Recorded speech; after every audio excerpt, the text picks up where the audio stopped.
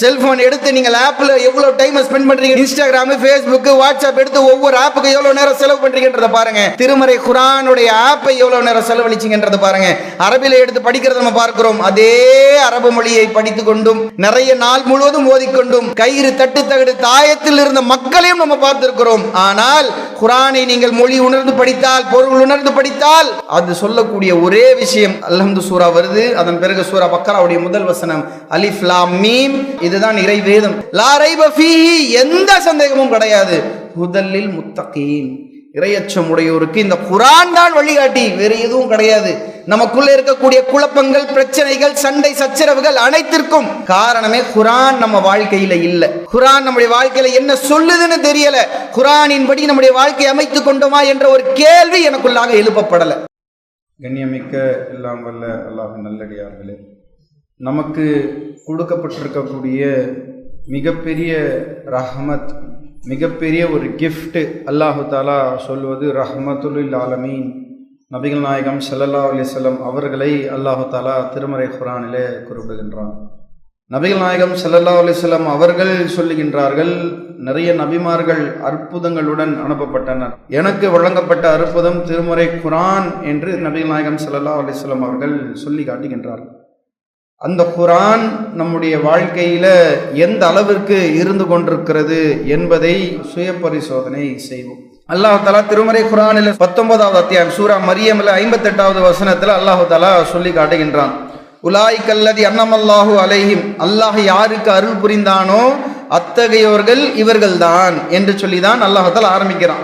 மினன் நபீன, அவர்கள் நபிமார்களில் உள்ளவர்கள், ஆதம் அலைஹிஸ்ஸலாம் அவர்களுடைய வழித்தோன்றல்களில் உள்ளவர்கள். அல்லாஹ் யாருக்கு அருள் புரிந்தானோ அத்தகையோர்கள் இவர்கள்தான். யாரு? நபிமார்களில் உள்ளவர்கள், ஆதம் அலைஹிஸ்ஸலாம் அவருடைய வழித்தோன்றல்களில் உள்ளவர்கள், நூஹ் அலைஹிஸ்ஸலாமுடன் கப்பலில் ஏற்றி கொண்டு சென்றோமே அவர்களில் உள்ளவர்கள், இப்ராஹிமுடைய இஸ்ராயீலுடைய வழித்தோன்றலில் உள்ளவர்கள் இருக்கிறார்களே அவர்களும், வஹதைனா வஜ்தபைனா இதா துத்லா அலைஹிம் ஆயாத்தும் ரஹ்மானின், இன்னும் நல்லவர்கள் இருக்கிறாங்க. அவர்களிடத்துல அல்லாஹ்வுடைய வசனங்கள் சொல்லப்பட்டால் கர்ரு சுஜ்ஜதன் வ புக்கியா, அழுதவர்களாக அவர்கள் சஜ்தாவில் விழுந்து விடுவார்கள். எப்பொழுது குர்ஆனுடைய வசனங்கள் கேள்விப்பட்டால் அழுதவர்களாக சஜ்தாவில் விழுந்து விடுவார்கள். என்னுடைய வாழ்நாளில் ஒரு முறையாவது இந்த குர்ஆனை படித்து நான் அழுது சஜ்தாவில் விழுந்திருக்கிறேனா என்பதை சிந்தித்து பார்த்தால் இல்லை, 0, ஒரு தடவை கூட நாங்கள் அழுததும் கிடையாது, அழுது சஜ்தாவில் விழுந்ததும் கிடையாது என்பதுதான் நமக்கான பதிலாக இருக்கும். இதை நபிகள் நாயகம் ஸல்லல்லாஹு அலைஹி வஸல்லம் அவர்களை பற்றி நம்ம சிந்தித்து பார்த்தால் இன்னொரு இடத்துல வருது. புகாரில 4582 பதியப்பட்ட செய்தி. அப்துல்லா இப்னு மஸ்ஊத் ரலியல்லாஹு அன்ஹு அவர்கள் இடத்துல போய் ரசூலுல்லாஹி ஸல்லல்லாஹு அலைஹி வஸல்லம் சொல்றாங்க, நீங்க குர்ஆனை ஓதுங்க. யார் இடத்துல கேட்கிறா? யாருக்கு அருளப்பட்டதோ அந்த நபிகள் நாயகம் ஸல்லல்லாஹு அலைஹி வஸல்லம் அவர்கள் கேட்கிறாங்க. அப்துல்லா இப்னு மஸ்ஊத் ரலியல்லாஹு அன்ஹு அவர்கள் அடிச்சு கேட்கிறாங்க, நீங்க குர்ஆனை ஓதுங்க.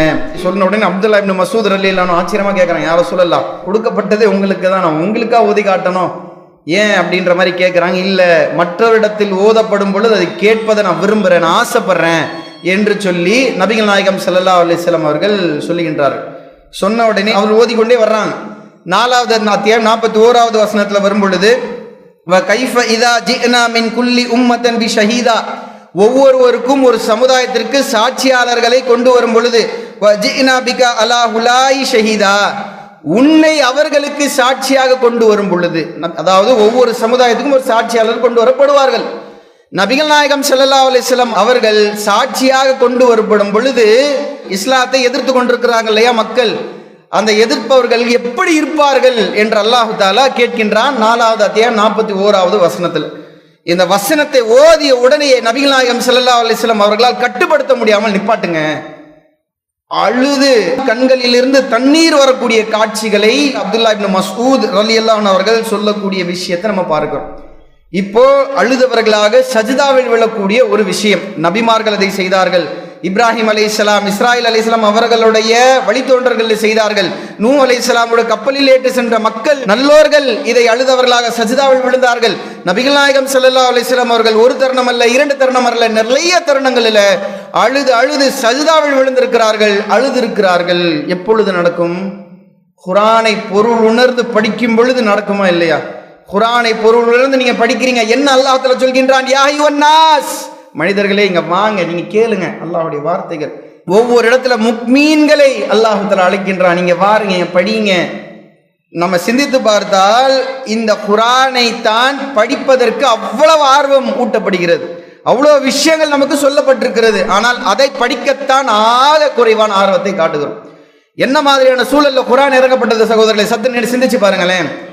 அவ்வளவு ஷிர்கிலும் அவ்வளவு சிலைகளை வணங்கி கொண்டும் ஒரு கல்ச்சர்னா என்ன, ஒரு கலாச்சாரம்னா என்னவென்று தெரியாமல் ஐயாமுல் ஜாஹிலியாவுடைய காலகட்டத்தில் இருந்த மக்களிடத்துல கணவன் மனைவி உறவு என்பதெல்லாம் மிகப்பெரிய பின்பற்றுவதெல்லாம் கிடையாது. அவ்வளவு மோசமான சூழலில் இணை வைப்பிருக்கக்கூடிய காரியங்கள் நடக்கக்கூடிய இடத்துல குர்ஆன் வசனம் அருளப்படக்கூடிய முதல் வசனம் இக்ரா பிஸ்மி ரப்பிக்கல்லதி ஹலக். இக்ரா, நீங்க ஓதுங்க, நீங்க படியுங்க, படைத்தவனுடைய இறைவன் பெயரால் நீங்க ஓதுவீராக என்பதுதான் முதல் வசனம் சகோதரர்களே. அந்த குர்ஆனை நாம ஓதுகின்றோமா? அந்த குர்ஆனை எடுத்து படித்து கொண்டிருக்கிறோமா? இது நடக்கும் எப்போ? ரமலான் மாதத்தில் எடுத்து அரபியில ஓதிட்டு முடிஞ்சு மறுபடியும் ட்ரெஸ் போட்டு மேல் ராக்ல இருக்கும், மறுபடியும் மேல் ராக்ல இருந்து கீழே வந்து ஓதிட்டு மறுபடியும் வச்சிடும். வருடத்திற்கு ஒரு முறை வரக்கூடிய காட்சிகளை பார்த்து கொண்டிருக்கிறோம்.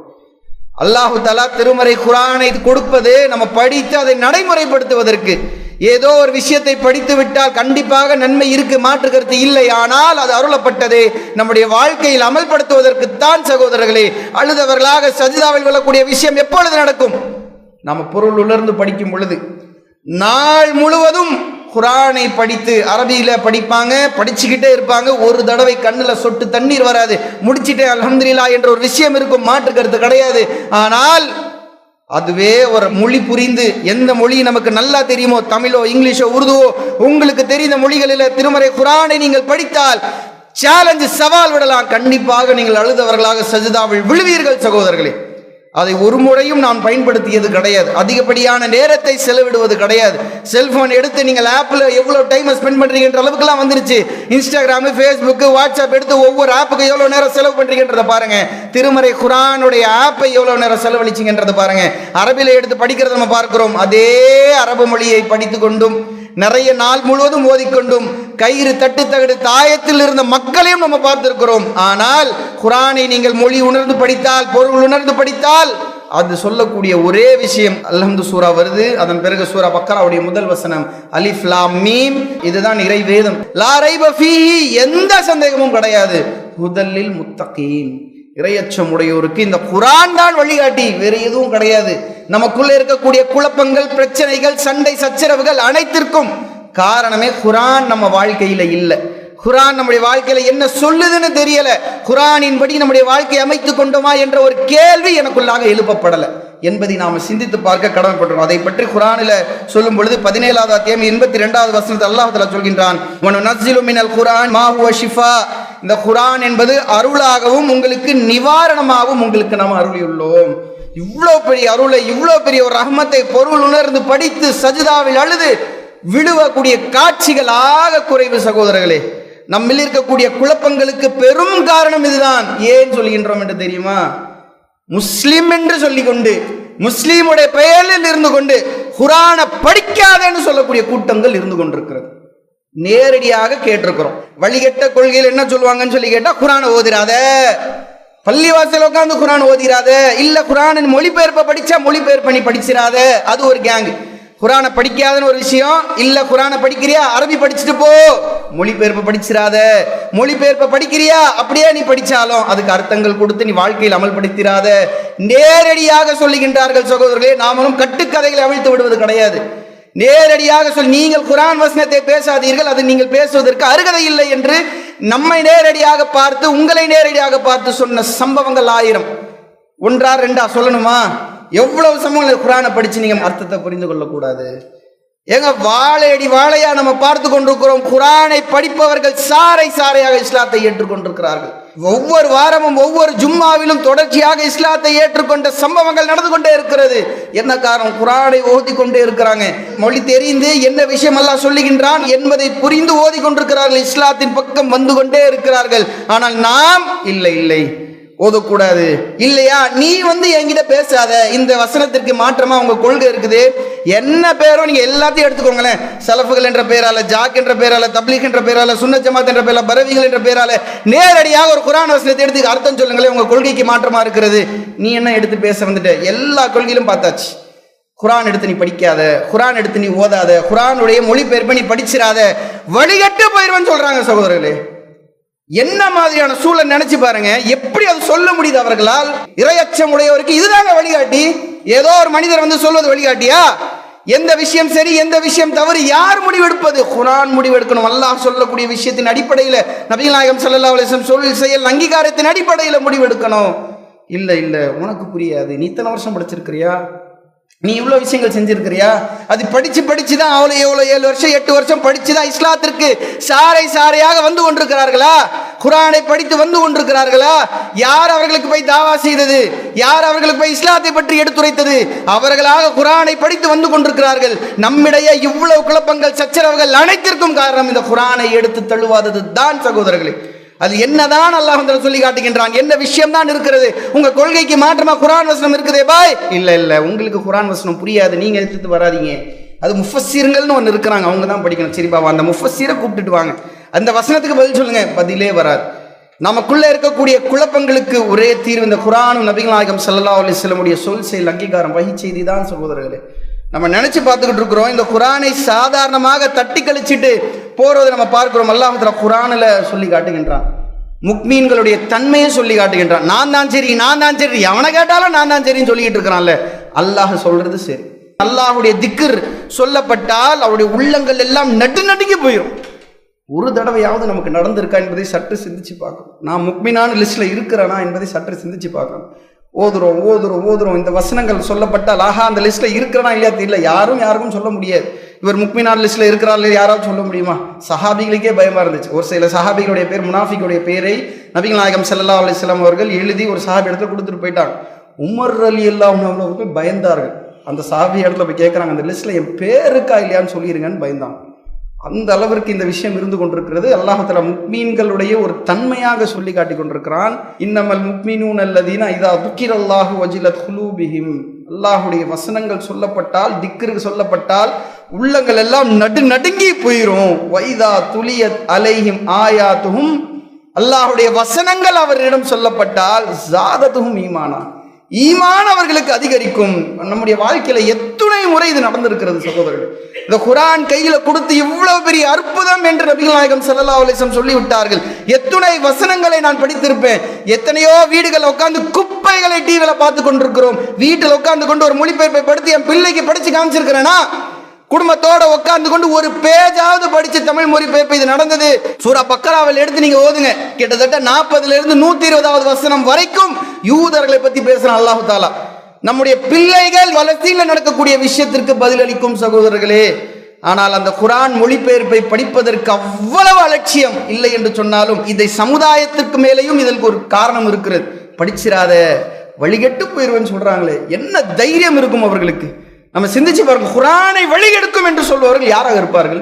படிச்சிராத, அர்த்தம் புரிஞ்சு படிச்சிராத, அது வழிகெடுக்கிறோம் என்று சொல்பவர்கள் யாராக இருப்பார்கள் நினைச்சு பாருங்களேன். குர்ஆனை வழிகெடுக்கும் என்று சொன்னால் வழிகேடர்கள் என்பதற்கு மாற்று கருத்து கிடையாது. சிந்திச்சு பார்க்கிறோம். நாம அவ்வளவு விஷயங்கள் சொல்லப்பட்டு ஒவ்வொரு வசனத்தையும் கேள்விப்பட்டு எத்துணை முறை நபிகள் நாயகம் ஸல்லல்லாஹு அலைஹி வஸல்லம் அவர்கள் எழுதியிருக்கிறார்கள்.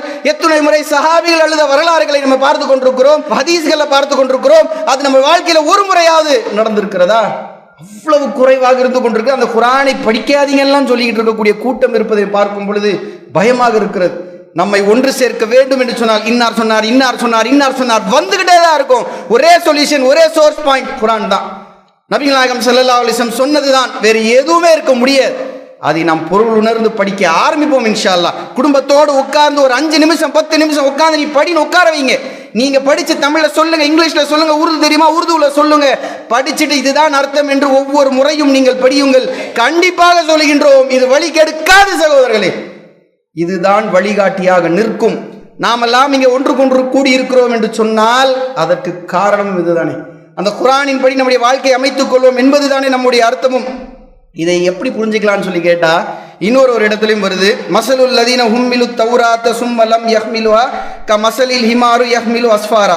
யூதர்களை பற்றி சொல்லப்படுது, தௌராத் வழங்கப்பட்டு அதை கடைபிடிக்காமல் இருந்தவர்களுடைய எடுத்துக்காட்டு புத்தகங்களை சுமக்கும் கழுதைகளை போன்று என்று அல்லாஹ் தஆலா சொல்லி காட்டுகின்றான்.